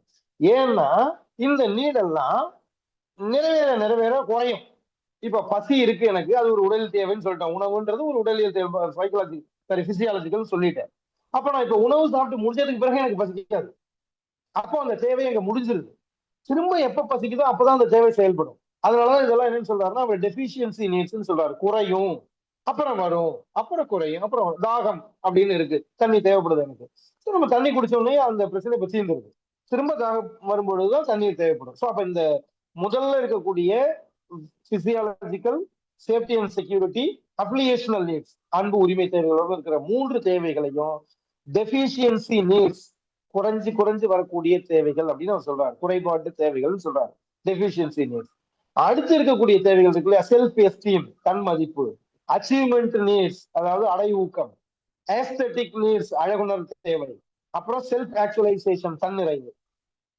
இந்த 4 தேவைகளும் growth and developmental needs சொல்றாரு. அதை அவர் ஜி நீட்ஸ் சொல்றாரு. அந்த டெவலப்மெண்டல்னு கூட நோட் பண்ணிக்காதீங்க, growthனே வச்சுக்கோங்க. ஏன்னா ஏற்கனவே டி நீட்ஸ்னு ஒண்ணு சொல்லிட்டோம். அதனால இதுவும் டி நீட்ஸ்னு வராம இருக்கிறதுக்காக அந்த ஜி நீட்ஸ்னு வச்சுக்கோங்க. டெவலப்மெண்டல், growth சார்ந்த வளர்ச்சி தேவைகள் அப்படின்னு அவர் அதை சொல்றாரு. வளர்ச்சி சார்ந்த தேவைகளாக இது இருக்கும் அப்படின்னு அவர் சொல்றாரு. ஸோ இப்ப இந்த இடத்துல இன்னொரு பாயிண்ட் அவர் நம்ம அப்புறமா படிக்க போறதுனால இதோட சம்மந்தப்பட்டவங்களால சொல்லிடணும். இந்த பிஎஃப் ஸ்கின்னர் முன்னாடி ஒரு தடவை சொன்னேன், பிஎஃப் ஸ்கின்னர் என்னமோ சொன்னாருன்னு. இங்கேயும் சொல்றேன், வலுவூட்டலை முதலில் வலியுறுத்தியவர் பிஎஃப் ஸ்கின்னர். மோட்டிவேஷன்ல இருக்கக்கூடிய வலிவூட்டல், அந்த ரீஇன்ஃபோர்ஸ்மெண்ட் சொல்றோம் இல்லையா, அதை முதல்ல வலியுறுத்தினவர் இந்த பிஎஃப் ஸ்கின்னர் தான். இதுக்கு முன்னாடி நான் என்ன சொன்னேன் தெரியுமா? பிஎஃப் ஸ்கின்னரை பத்தி ஒரு 1/4 மணி நேரத்துக்கு முன்னாடி ஏதோ சொன்னேன். யாருக்காவது நினைவு இருக்கா? இப்படி எல்லாம் கேள்வி கேட்பீங்கன்னு தெரிஞ்சிருந்தா அந்த கிளாஸ்க்கே வந்திருக்க மாட்டேன் சார். சரி, வேணும்னா நான் கேள்வி கேட்கறத விட்டுறேன் சார். சார் அவங்க பதில் சொல்ல முடியாது, மியூட்ல இருக்காங்க. அன்மியூட்ல பண்ண முடியாது. Okay sir, thank you. நான் கூட அப்படி நினைச்சிட்டேன், நம்ம கிளாஸ் அப்படி போல. ஓகே, பிஎஃப் ஸ்கின்னர் ஏற்கனவே சொன்னதுன்னா எழுதல் மற்றும் நிலைநிறுத்தல் சார்ந்த தேவை நம்ம சொல்லியிருக்கோம். அது அவர் தான் சொன்னாருன்னு நம்ம சொன்னோம். ரைட், இப்போ நம்ம இதுக்குள்ள போவோம். இந்த 7 படிநிலைகள்ல என்னென்ன அப்படின்னு நம்ம டீடைல் பார்ப்போம். ஃபர்ஸ்ட் உள்ளது உயிர் வாழ்வதற்கு அடிப்படையாக இருக்கக்கூடிய தேவை அப்படிங்கிறதுனால பிசியாலஜிக்கல் நீட்ஸ், அதை உடலியல் தேவை அப்படின்னு நம்ம சொல்றோம். இந்த உடலியல் தேவையில என்னெல்லாம் இருக்கு அப்படின்னு பாத்தீங்கன்னா உணவு, தண்ணீர், பிராணவாயு அதாவது ஆக்சிஜன், அப்புறம் உறக்கம், பால் உணர்ச்சி, புலன் நுகர்வை நிறைவு செய்தல். இது எல்லாம் சேர்ந்து ரோல் டவுன் கொஞ்சம் மேல மறைக்குது. ஓகேவா? மேல கொஞ்சம் கீழே. Okay sir, enough. Okay, thank you. இப்ப இதெல்லாம் இருக்கிறதுனால இந்த தேவைகளை நம்ம என்னன்னு சொல்றோம் அப்படின்னா பிசியாலஜிக்கல், உடலியல் தேவை அப்படின்னு சொல்றோம். அந்த பிசியாலஜிக்கல் தேவை ஏன்னா உயிர் வாழ்வதற்கு இவையெல்லாம் இன்றியமையாதவை. இந்த தேவைகள் உயிர் வாழ்வதற்கு இன்றியமையாத தேவைகள். இந்த தேவைகள் ஓரளவுக்காவது நிறைவு பெற்றால்தான் அடுத்த நிலையில இருக்கக்கூடிய மற்ற மோட்டிவ்ஸ், அந்த ஊக்கிகள் எல்லாம் செயல்படும். நம்ம அடுத்து சொன்ன பாதுகாப்பு, அன்பு, தன்மதிப்பு இதெல்லாம் எப்ப செயல்படும் அப்படின்னா உடலியல் சார்ந்த தேவை. இப்ப ஒரு குழந்தைக்கு சுத்தமா 3 வேளையும் சாப்பிடல, பல நாள் 3 நாள் 4 நாள் சாப்பிடாம இருக்கான். அந்த குழந்தைய நீங்க கூப்பிட்டு உட்கார வச்சு நான் அதை சொல்லித்தரேன் இதை சொல்லித்தரேன்னு சொன்னா அந்த குழந்தையால அதுல கவனம் செலுத்த முடியுமா? So அதனாலதான் உடலியல் தேவை அப்படிங்கிற அந்த பிசியாலஜிக்கல் நீட்ஸ்ங்கிறது வெரி வெரி இம்பார்ட்டன்ட். பேசிக் நீட்ஸ்லயும் ரொம்ப ரொம்ப முக்கியமானதாக இருக்கக்கூடியது இந்த பிசியாலஜிக்கல் நீட்ஸ்ங்கிறது. அதனாலதான் அதை அவர் படிநிலையினுடைய கீழ்ப்பகுதியில மிக முக்கியமான தேவையா ஃபர்ஸ்ட் ஸ்டெப்பா வச்சிருக்கிறார். அடுத்தது 2ஆம் நிலையில இருக்கக்கூடியது என்ன அப்படின்னு பார்த்தா சேஃப்டி அண்ட் செக்யூரிட்டி. இந்த நீட்ஸ் அது சார்ந்த தேவை, பாதுகாப்பு தேவை. இப்போ ஒரு குழந்தை அல்லது ஒரு உயிரினம் மாற்றவருக்கு மேபி அது தான் இருக்கக்கூடிய இடத்துல பாதுகாப்பாக இருக்கணும் அப்படின்னு நினைக்கும். அதுதான் நம்ம என்ன சொல்லுவோம் அப்படின்னா கம்ஃபர்ட் ஜோன் அப்படின்னு சொல்லுவோம். ஸோ இப்போ அது ஒரு பாதுகாப்பாக இருக்கக்கூடியணும், அந்த அதனுடைய சுற்றுப்புறம் அதுக்கு பாதுகாப்பா இருக்கணும், சமூகம், தெருவு, சுத்தி இருக்கிற இடம், இந்த மாதிரிலாம். இப்ப நம்ம ஒரு காட்டுக்குள்ள போய் இருக்கோம் அப்படின்னா நம்ம தனியா போய் மாட்டிக்கிட்டோம்னா நம்ம எப்படி அங்க பாதுகாப்பா ஃபீல் பண்ண முடியுமா? அங்க காட்டுல வாழக்கூடிய விலங்குகள் தான் பாதுகாப்பா ஃபீல் பண்ணும். ஆனா நாம போய் அதுக்கும் பாதுகாப்பா வந்து இன்செக்யூர் ஆக்கிடுவோம், நம்மளோட செக்யூரிட்டி இன்செக்யூர் ஆகும். இந்த மாதிரி அப்போ அந்த உயிரினத்துக்கு அடுத்தது என்ன தேவைப்படுது அப்படின்னா பாதுகாப்பு சார்ந்த தேவைகள் இருக்கும். காப்புணர்ச்சி, ஒழுங்குமுறைமை, இதெல்லாம் நம்ம சொன்னோம் இல்லையா, அந்த ஒரு ஆர்டர்லினஸ், இதெல்லாம் வந்து அந்த குழந்தைக்கு சேஃப்டி அண்டு இந்த ஆர்டர்லினஸ் இதெல்லாம் எதிர்பார்க்கும் உயிரினம் அடுத்தது. அது தன்னைக்குள்ள மட்டும் இல்ல, தன்னை சுற்றி இருக்கக்கூடிய பகுதியில, வீட்டை சுத்தி இருக்கிற அக்கம் பக்கத்து வீடுகள்ல எல்லா இடத்துலயும் அந்த குழந்தை அந்த உயிரினத்துக்கு சேஃப்டி அண்ட் செக்யூரிட்டி தேவைப்படும் அப்படின்னு அது நினைக்கும். அப்போ அந்த குழந்தைகளை நாம என்ன பண்றோம் அப்படின்னா அந்தந்த சூழ்நிலைக்கு தகுந்த மாதிரி அந்த குழந்தையுடைய வயதிற்கு தகுந்த மாதிரியான சில ஒழுங்கு கட்டுப்பாட்டு முறைமைகளுக்கு நம்ம குழந்தையை பழக்கப்படுத்தணும்னா தான் வளர்ந்ததுக்கு பிறகு அந்த குழந்தைகள் அதில் இருக்கும். ஸோ இந்த பாதுகாப்பு சார்ந்த தேவைகளை 2ஆம் நிலையாக அவர் சொல்றாரு, 2வது படிநிலையா சொல்றாரு. Safety and security needs are the second steps in Maslow's hierarchical needs theory. அடுத்தது 3வது அஃபிலியேஷனல் நீட்ஸ் அப்படிங்கிற அன்பு அல்லது உரிமை சார்ந்த தேவைகள். இப்ப அந்த குழந்தைக்கு அஃபெக்ஷன் தேவைப்படும், பிறர் வந்து தன்னை அவங்களோட ஒருத்தரா ஏத்துக்கணும். இப்ப நம்ம வீட்லயே 2 குழந்தைங்க இருந்ததுன்னா ஒரு குழந்தை அம்மா அப்பா அதிகமா செல்லம் கொடுக்கறது மாதிரி ஃபீல் பண்ண ஆரம்பிச்சதுன்னா அப்போ அந்த குழந்தையுடைய நடத்தையில அது பிரதிபலிக்கும், அந்த மாற்றத்தை காட்டும். ஸோ அந்த மாதிரி அந்த அன்பு அல்லது உரிமை அந்த குழந்தைக்கு அந்த இது வேணும் அப்படின்னு அந்த குழந்தை நினைக்க தொடங்கும். ஸோ அந்த அன்பு உரிமை அப்படிங்கிற அந்த பிறருடைய அஃபெக்ஷன் தேவைப்படுறது உயிரினத்துக்கு ஒரு அத்தியாவசியமான ஒரு தேவையாக இருக்கும். அந்த அவங்களுக்குள்ள தன்னை ஏத்துக்கணும் அப்படின்னு நினைப்போம். ஸோ இப்ப பிறருடைய அந்த அக்செப்டன்ஸ் இருக்கு இல்லையா, இந்த அக்செப்டன்ஸ் எனக்கு ஒரு ஐடென்டிட்டியை தருது அப்படின்னு ஒரு குழந்தையும் இருக்கும். இந்த குழந்தைகள் தனக்குள்ளார ஒரு செல்ஃப் கான்செப்டை உருவாக்க, தற்கருத்தை உருவாக்குவதற்கு இது முக்கியமா இருக்கு. சோ இப்ப இந்த இடத்துல என்ன ஆகும் அப்படின்னு பாத்தீங்கன்னா அந்த குழந்தைகளுக்கு உரிய அங்கீகாரம் கிடைக்காத பொழுது அவர்கள் நல்ல கற்றல் திறன்ல இருந்தாலும் அவங்களுடைய அச்சீவ்மெண்ட் லோயர் அச்சீவ்மெண்டா இருக்கும், அண்டர் அச்சீவ்மெண்டா இருக்கும். ஸோ அதுக்கு காரணம் என்னன்னா அந்த தற்கருத்துல ஏற்பட்டக்கூடிய பாதிப்பு, நம்மளை யாரும் ஏத்துக்கல, புறக்கணிக்கிறாங்க, நம்மள வந்து தன்னில் ஒருவரா அவங்க வந்து ஏத்துக்கல, உரிய அன்பு காட்டல, இப்படி எல்லாம் அந்த குழந்தை அந்த உயிரினம் ஃபீல் பண்ண ஆரம்பிச்சதுன்னா இட் வில் ஹேப்பன். அதான் நம்ம என்னன்னு சொல்றோம் அப்படின்னா அன்பு அல்லது உரிமை சார்ந்த தேவைகள், அப்ளிகேஷனல் நீட்ஸ் அப்படின்னு சொல்றோம். இது 3rd ஸ்டெப். அடுத்தது செல்ஃப் எஸ்டீம் அப்படிங்கிற தன்மதிப்பு. தன்மதிப்பு தேவை அப்படிங்கிறது பாத்தீங்கன்னா அந்த குழந்தைக்கு அந்த உயிரினத்துக்கு இருக்கக்கூடிய தன்னம்பிக்கை, சுதந்திரம், அதனுடைய ஸ்ட்ரென்த், பலம், அப்புறம் தேர்ச்சி, திறமை, இது எல்லாம் எதுக்குள்ள வருது அப்படின்னா செல்ஃப் எஸ்டீம்ல வருது. ஸோ அப்போ திரும்ப திரும்ப பிறரால பாராட்டப்படுதல், அப்போ அதனால ஒவ்வொருவரும் நம்ம எல்லாரோட விருப்பமும் அதுதான், நம்மள எல்லாரும் பாராட்டணும், அந்த மாதிரி நம்ம நடந்துக்கணும். யாராவது என்னை எல்லாரும் திட்டட்டும் அப்படின்னு யாராவது நினைப்போமா? இல்ல. ஸோ அப்போ தன்மதிப்பு அந்த செல்ஃப் எஸ்டீம்ங்கிறது அந்த மாதிரி இருக்கு. அப்போ பிறரால் நம்ம வந்து என்ன சொல்லணும், மதிக்கப்படணும், புகழப்படணும், இப்படிலாம் நம்ம நினைக்கிறோம். ஸோ இதெல்லாம் செல்ஃப் எஸ்டீம்குள்ளார வரக்கூடியது. ஸோ இப்போ இந்த இடத்துல பாத்தீங்கன்னா நம்ம வந்து அந்த பிறரால் பாராட்டப்படுதல், சாதாரணமா ஒரு வேலை செய்யறவங்க கூட அந்த வேலைக்கு இவ்வளவு பணம் அப்படின்னு கேட்கும் பொழுது இவ்வளவு பணமா அப்படின்னு நம்ம கேட்டோம்னா என்ன சொல்லுவாங்க, நீங்க நான் செய்யற வேலையை பார்த்துட்டு கொடுங்க சார், நீங்களே 50 ரூபா சேர்த்து கொடுப்பீங்க அப்படின்னு சொல்லுவாங்க. சோ அப்ப இதுக்கு என்ன காரணம்னா அவருடைய அந்த உழைப்பு மேல அவருக்கு இருக்கக்கூடிய அந்த நம்பிக்கை, அதுதான் செல்ஃப் எஸ்டீம் நம்ம சொல்றோம். எந்த நிலையில இருந்து, சாதாரணமான நிலையில இருந்து எந்த நிலையில இருந்தாலும் அந்த நிலையில நான் வந்து சிறப்பாக செயல்படுவேன் அப்படிங்கிற அந்த எண்ணத்தை உயிரினத்துக்குள்ள வளர்க்கக்கூடியதாக இருக்கக்கூடியதான் அந்த செல்ஃப் எஸ்டீம் நீட்ஸ் அப்படிங்கிற தன்மதிப்பு தேவைகள். சோ இப்போ இந்த இடத்துல தன்மதிப்பு அந்த செல்ஃப் எஸ்டீம் வராம, அதாவது பிறரால பாராட்டப்படல, பிறரால அங்கீகரிக்கப்படல, மதிக்கப்படல அப்படின்னா என்ன நடக்கும் அப்படின்னா அந்த குழந்தைகிட்ட அவநம்பிக்கை ஏற்பட்டுரும். அப்ப வந்து ஒரு டீமுக்குள்ளார, அதாவது குழுவோட பிறரோட பொருந்தி போகாத ஒரு அன்பிட் ஆயிடும். ஸோ அந்த மாதிரியான தன்மை ஏற்படாம இருக்கணும்னா இந்த செல்ஃப் எஸ்டீம் அப்படிங்கிற குழந்தை உயிரினத்தினுடைய அந்த தேவை நிறைவு செய்யப்பட வேண்டும். அதான் 4வது தேவை. 5வது தேவை எது அப்படின்னு பாத்தீங்கன்னா அடை ஊக்கம் அப்படிங்கிற அச்சீவ்மெண்டல் நீட்ஸ். இதுல இங்கதான் நம்ம அந்த கற்றல் சார்ந்த விஷயங்கள்லாம் வருது. ஸோ ஒரு குழந்தை வந்து விஷயத்தை பத்தின அறிவை பெறுறது, அதை புரிஞ்சுக்கிறது, அத செய்தி சொன்னா அது அதோட ஏற்கனவே படிச்சு அல்லது ஏற்கனவே தெரிஞ்ச விஷயங்களோட ரிலேட் பண்றது, இதெல்லாம் எங்க வரும் அப்படின்னு பாத்தீங்கன்னா இந்த அடைவூக்கம்ங்கிற இடத்துல வரணும். சோ ஒரு செயலை எப்படி செய்யணும், இப்போ நம்ம சின்ன குழந்தையா இருக்கும்போது கத்துக் கொடுப்போம். பிரஷ் பண்ணணும்னா இப்படி பிரஷ் பண்ணு, இப்படி உன்னுடைய நீட்ஸ் எல்லாம், பிசிக்கல் நீட்ஸ் எல்லாம் இப்படி செய்யணும், இப்படி நம்ம இதெல்லாம் சொல்றோம் இல்லையா அந்த குழந்தைக்கு. இதெல்லாம் நம்ம உடல் சார்ந்த தேவைகள்ல இருந்து அந்த குழந்தையை பழக்கப்படுத்துறோம்.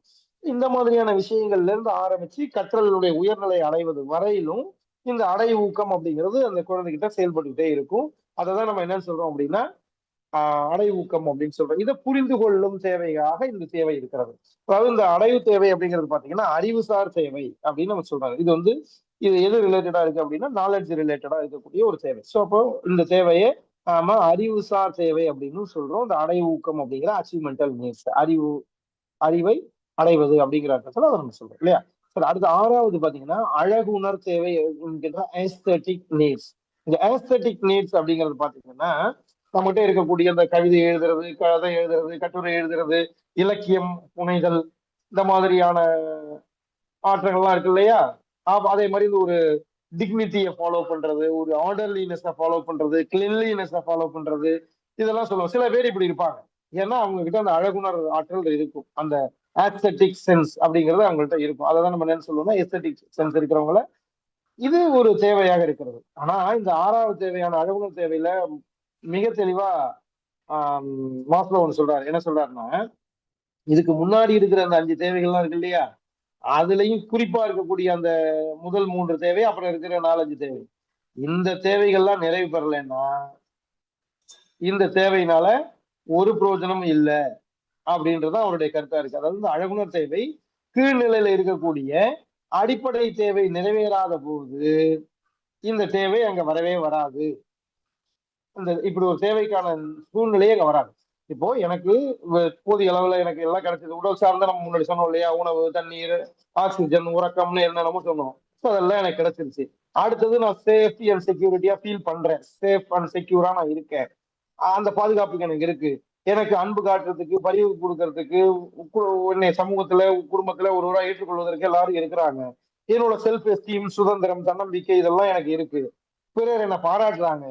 சோ அப்போ நான் என்னோட அச்சீவ்மெண்ட்லயும் நல்லா இருக்கேன் அப்படின்னா நான் எந்த பாயிண்ட்டுக்குள்ள போவேன், இந்த மாதிரியான ஏஸ்தட்டிக் சென்ஸுக்குள்ளார போவேன். அப்ப இலக்கியம் படைத்தல், புக் எழுதுறது, கவிதை எழுதுறது, கட்டுரை எழுதுறது, இந்த மாதிரியான விஷயங்கள் இருக்கும். எப்போன்னா இந்த முன்னாடி இருக்கக்கூடிய இந்த தேவைகள் எல்லாம் நிறைவு பெறும் பொழுது, அந்த தேவையில எனக்கு சோறே ஒழுங்கா கிடைக்கலன்னும் பொழுது நான் இதை பத்தி கவலைப்பட மாட்டேன். சோ அப்ப 6வது இருக்கக்கூடிய அந்த அழகுணர் தேவையை அவர் என்ன சொல்றாருன்னா கீழ்நிலையில இருக்கிற அந்த 5 தேவைகள் முழுமையாக நிறைவு பெறும் பொழுதுதான் இப்படி ஒரு தேவைக்கான விஷயமே அங்க இருக்கும், இல்லைன்னா இல்ல. இதுதான் அவரோட பாயிண்ட்.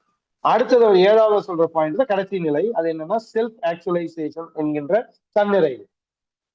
தன்னிறைவு அப்படின்றது எதை சொல்றாரு, தன்னுடைய திறமை, இலக்கு, தன் வளர்ச்சி, அதை ஃபுல் பொட்டன்ஷியலுக்கு வெளிக்காட்டணும். என்கிட்ட இருக்கக்கூடிய முழு திறமையை வெளிக்காட்டி நான் இந்த சிலை செய்யணும். சாரி சார், தன்னிட்ட இருக்கக்கூடிய முழு திறமையை காட்டி நான் வந்து என்னுடைய இந்த செயலை செய்யணும் அப்படின்னு நம்ம நினைக்கிறோம். ஃபுல் பொட்டன்ஷியலை வெளிக்காட்டுறது. ஸோ அதுதான் இந்த செல்ஃப் ஆக்சுவலைசேஷன் என்கின்ற தன்னிறைவு தேவையில வருது அப்படின்னு சொல்றாரு.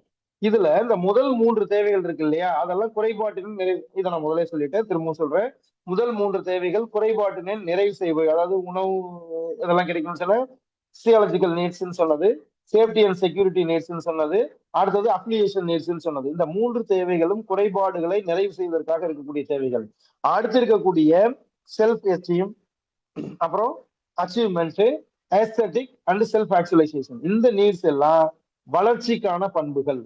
வளர்ச்சிக்கான இதை ஊக்குவிச்சு மனிதனுடைய பண்புகளை ஃபுல் ஃபிளட்ஜ்டு ஹியூமானிட்டியாக வருவதற்கு இந்த அடுத்து இருக்கக்கூடிய அதாவது 4, 5, 6, 7 இந்த 4 தேவைகளும் அந்த நிலைக்கு உருவாக்குகிறது. அதை நம்ம என்ன சொல்றோம், growth ஆர் பீயிங் நீட்ஸ் அப்படின்னு சொல்றோம். growth வளர்ச்சிக்காக அல்லது இந்த நிலையை அடைவதற்கான being a good person in the society, being a good leader in the society, whatever it may be. So அந்த மாதிரியான நிலையை அடைய செய்வதற்கான தேவைகளாக இருக்கக்கூடிய தேவைகளை இந்த 4 தேவைகளாக இருக்கிறது அப்படின்னு சொல்றாரு. இதுதான் அவர் சொல்லி இருக்கக்கூடிய அந்த 7 தேவைகளுக்கான விளக்கம்.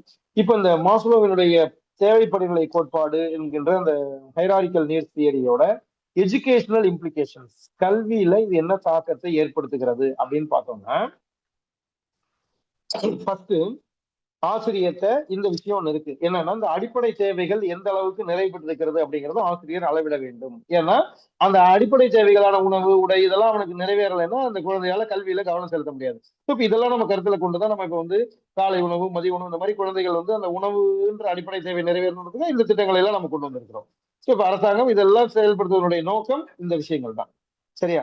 ஸோ இப்ப அடிப்படை தேவைகள் நிறைவேறும் சூழல், வகுப்பறை ஆசிரியரின் அன்பு, உணர்திறன், இதெல்லாத்தையும் நம்ம புரிஞ்சுக்கணும். யார் அப்படின்னா, வகுப்பறையில ஆசிரியர் அவன்கிட்ட இதெல்லாம் இருக்கான்னு நம்ம எதிர்பார்க்கிறோம். ஆசிரியரோட அன்பும் அவனுடைய செயல்பாட்டுக்கு முக்கியமானது.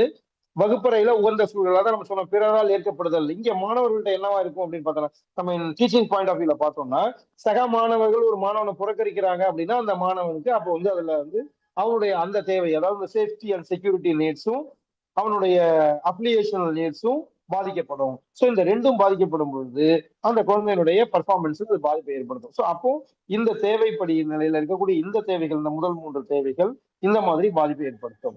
அடுத்தது அந்த செல்ஃப் அச்சீவ் சொன்னோம் இல்லையா, வெற்றி அடுத்த நிலைக்கு குழந்தை இட்டு செல்லும். அப்போ அவனுடைய ஏற்கனவே செஞ்ச பர்ஃபார்மன்ஸை நம்ம பாராட்டும் பொழுது அவனுக்கு இன்னும் நல்லா செய்யணும் அப்படிங்கிற அந்த ஊக்கத்தை அது கொடுக்கும். அது செல்ஃப் அச்சீவ் நீட்ஸோட தொடர்புடையதா இருக்குது. அடுத்தது பாடத்திட்டம் சமூக தேவைகளுக்கு ஏற்ப இருக்க வேண்டும் அப்படின்னு சொல்றாரு. அது எதுக்காகன்னா, அடை ஊக்கம் சார்ந்த தேவைகள், அவனுடைய சமூகத்துக்கு என்ன தேவை இருக்கிறது, அதை அந்த குழந்தை எப்படி எதிர்ப்பு கொள்ளும் அப்படிங்கிறதெல்லாம் பாக்குறதுக்காக தான் அதை நம்ம சொல்லுவோம். அப்புறம் அவ்வப்போது குழந்தைக்கு ஃபீட்பேக் கொடுக்கறது, அவன் செஞ்ச செயலுக்கு உடனுக்குடன் ஃபீட்பேக் அப்படிங்கிற அந்த பின்னூட்டத்தை நம்ம கொடுக்கணும்.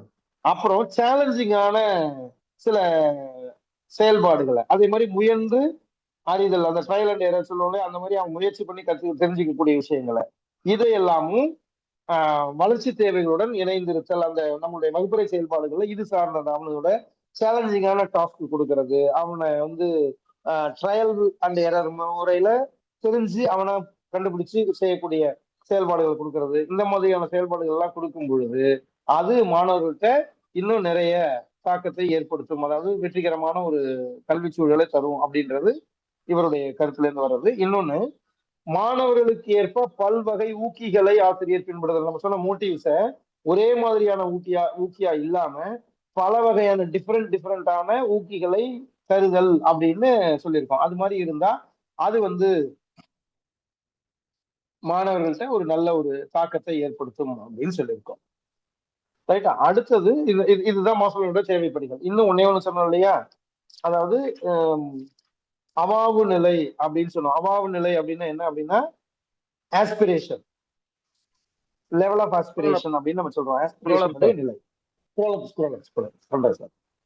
இந்த அவாவு நிலையோட தான் நம்மளுடைய இந்த வகுப்பு முடிய போகுது அப்படிங்கிற சந்தோஷத்தை முதல்ல சொல்லிடுறேன் உங்களுக்கு. யூ வில் பி ஹாப்பி அப்படின்னு நினைக்கிறேன். ரொம்ப நேரமா பேசிட்டு இருக்கா.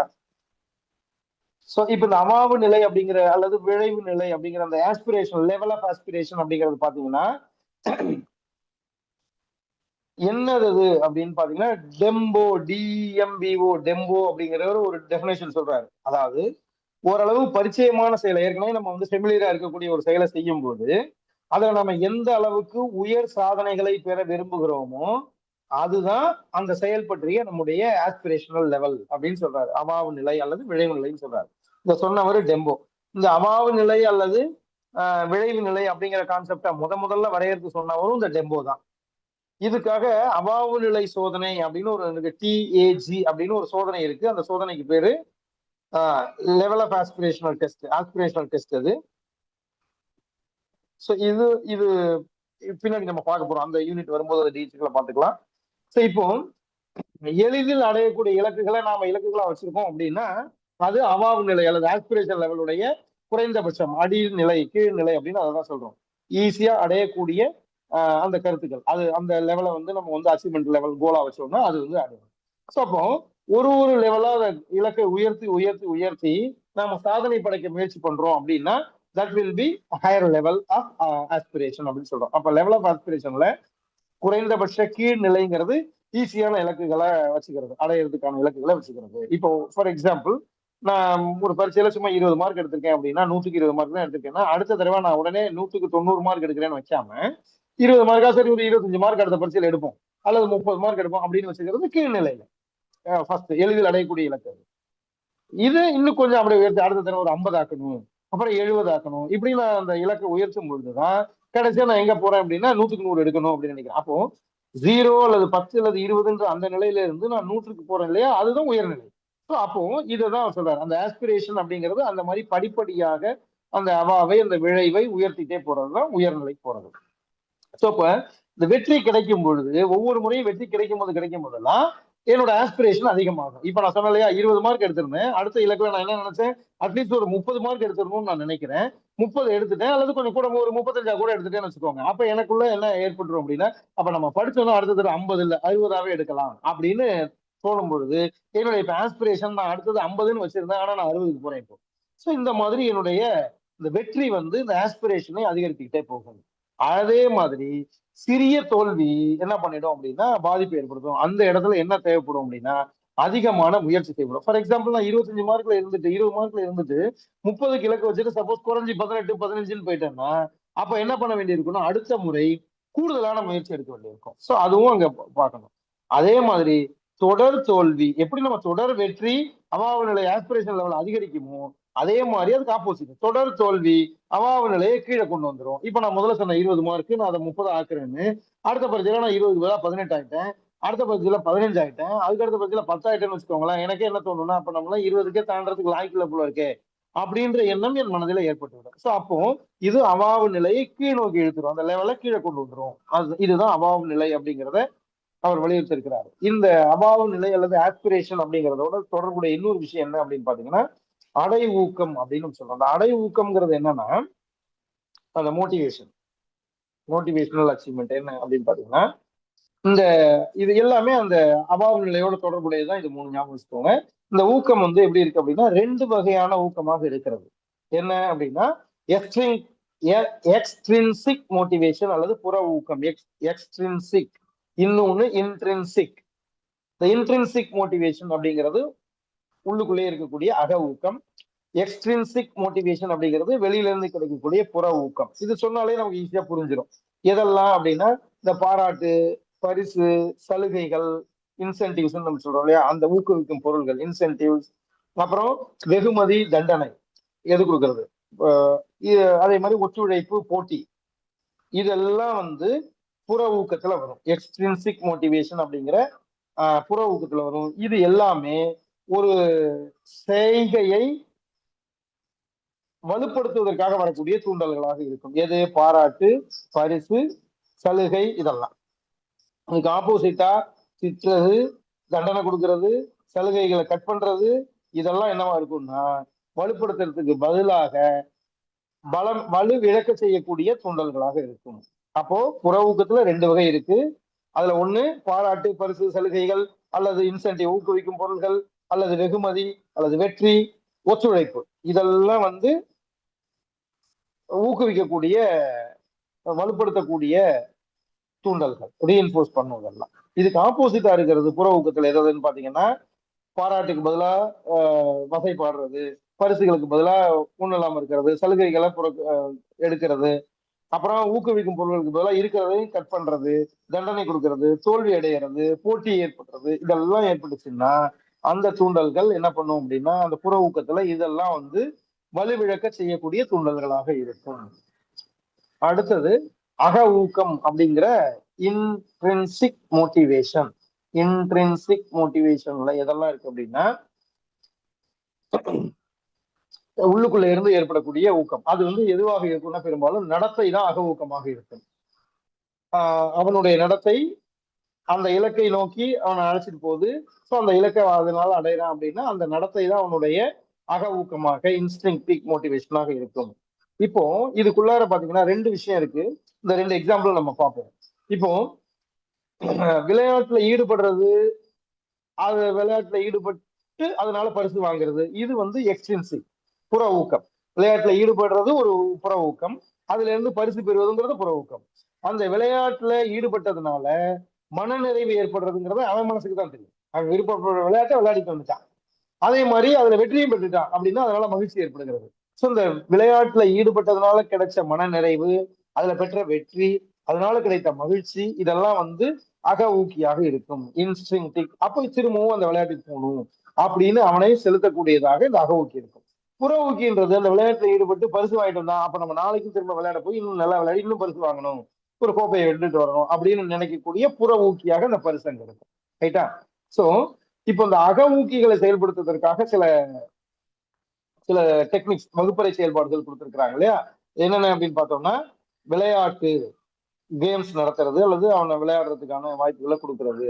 அடுத்தது இந்த கண்டறிதல் அப்படின்னு சொல்லுவாங்க, கியூரிசம், அவனை வந்து கண்டுபிடிக்க செய்யறது, அந்த போட்டிகள் அந்த மாதிரி இருக்கக்கூடியது. அப்புறம் ப்ராஜெக்ட், அப்புறம் கிராஃப்ட், கைவினை பொருட்கள்லாம் செய்ய சொல்லுவோம் இல்லையா?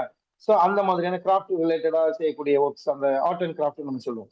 இந்த மாதிரியான வகுப்பறை செயல்பாடுகள் அக ஊக்கிகளை மாணவர்களிடத்துல செயல்படுத்துவதற்காக வழிகளாக இருக்கும். இப்ப இதெல்லாம் செய்யும் பொழுது கிராஃப்ட் ஒர்க்கள் செய்யலாம், ப்ராஜெக்ட் ஒர்க் செய்யலாம் அப்படின்னும் பொழுது அது அவனுக்கு ஒரு மனநிறைவு தரக்கூடியதா, நல்லா செஞ்சிருக்கான் அப்படின்னா அதுக்கு அந்த ப்ராஜெக்ட், அதனாலதான் நம்ம இப்ப நம்மளுடைய மதிப்பீட்டு முறைகள்ல கூட நம்ம இந்த மாதிரி ப்ராஜெக்ட் இதுக்கெல்லாம் மதிப்பெண்கள் கொடுக்குறோம். அது அவனுடைய அக ஊக்கத்தை, அக ஊக்கியை, அந்த இன்ஸ்ட்ரின்டிக் மோட்டிவேஷனை நல்லா செயல்படணும் அப்படிங்கிறதுக்காக, அந்த மோட்டிவ்ஸை வழிபடுறதுக்காக நம்ம செய்யக்கூடிய செயல்பாடுகள்லாம் இதுல இருக்கு.